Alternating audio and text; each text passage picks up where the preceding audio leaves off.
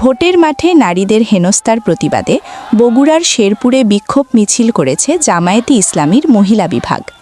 বৃহস্পতিবার সকাল 10:30টায় শেরপুর উপজেলার ধুনট মোড় থেকে শুরু হওয়া এই বিক্ষোভ মিছিলটি উপজেলা ইউটার্ন প্রদক্ষিণ করে পুনরায় ধুনট মোড়ে এসে সংক্ষিপ্ত সমাবেশের মাধ্যমে শেষ হয়।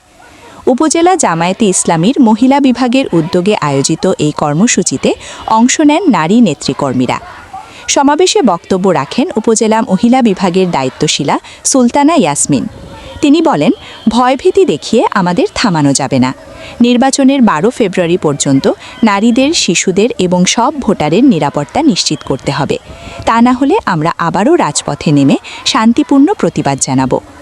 এ সময় উপজেলা মহিলা বিভাগের কর্মপরিষদ সদস্যা জান্নাত আরা বলেন, বাংলাদেশের নারী সমাজ আর ভয় পায় না। নারীরা জেগে উঠেছে, ইনশাআল্লাহ আর দমিয়ে রাখা যাবে না। নারীদের বিরুদ্ধে সব ধরনের অপপ্রচার শেষ পর্যন্ত সংশ্লিষ্টদের দিকেই ফিরে যাবে। বিক্ষোভ মিছিলে উপস্থিত ছিলেন বগুড়া 5 আসনের শেরপুর ধুনট থেকে জামায়াত মনোনীত সংসদ সদস্য প্রার্থী মাওলানা দবিবুর রহমান, বগুড়া জেলা জামায়াতের সেক্রেটারি মাওলানা মানসুরুর রহমান সহ উপজেলা ও পৌর জামায়াতের বিভিন্ন স্তরের নেতাকর্মী এবং সহযোগী সংগঠনের নেতৃবৃন্দ।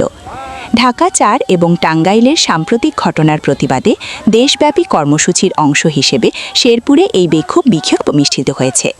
ক্যামেরায় জাকির হোসেন রনি, দৈনিক ক্রাইম ডায়েরি, শেরপুর।